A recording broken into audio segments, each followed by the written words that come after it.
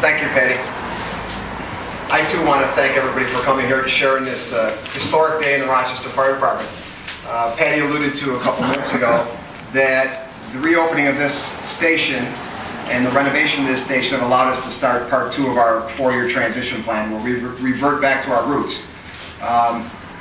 We have changed from our Quint Mitty model that was here for 25 years, since 1984, I believe, in this station, to a more traditional engine and truck. But more importantly, we have increased staffing at this particular station. This is a linchpin in our response plan. Due to the access from this facility, we have a much more versatile response possible out of this station. Before I get into any more specifics, I want to thank the people from the neighborhood that come here. I've received countless emails, phone calls, visits. Hey, can I steal a minute of your time? When's the firehouse on South Ave open up? Well, our original plan, to be honest, was to keep this station operational while the renovations went on. That really was not possible.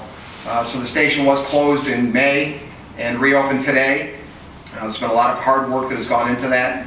My hat's off again to Steve McClary, Pam Marcotte, Suzanne, City Council, the Mayor's Office for supporting this. We have not done these kinds of major reorganizations and redevelopment of our firehouse in quite some time. It's been 25 years since this firehouse has had any significant enhancements and improvements. And we really like what we see today. It's a phenomenal facility. Just a little quick history. Occupational hazards, you have to listen to the radio. Many of you probably don't know, this is the second oldest station in the city. Yeah, of course, you need to repeat that. 2010 will mark the 100-year anniversary of this fire station.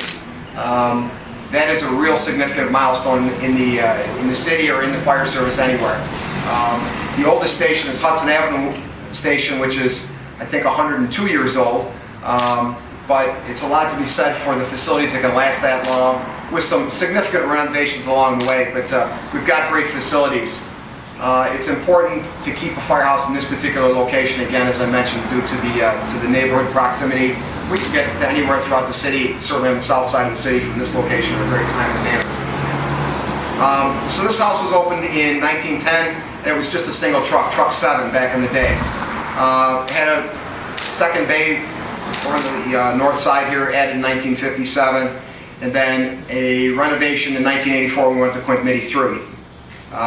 So today we kind of go full circle. We're back to engine and truck. In a 100-year history, we kind of repeat our history. We're back to an old operational model that's tried and true. As the Deputy Mayor alluded to, one of the big advantages of this renovation is that we can house both male and female firefighters here, give them the facilities they need to live and work here, interact, train, interact with the neighbors.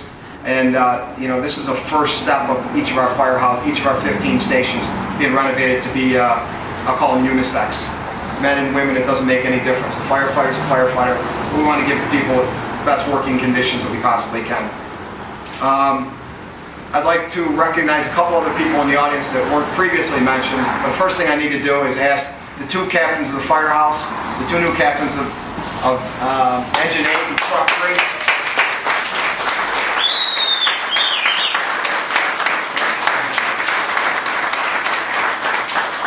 Captain Pat Luther is the captain of Engine 8, right behind me.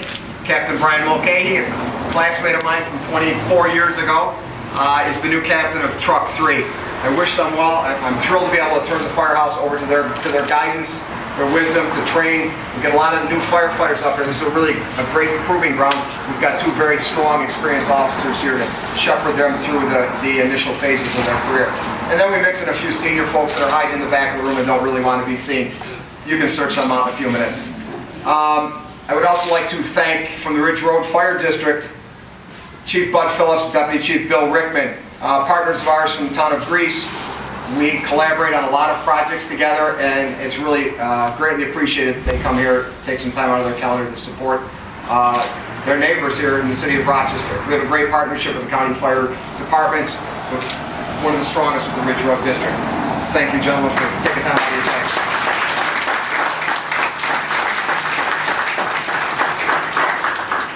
That's the end of my history.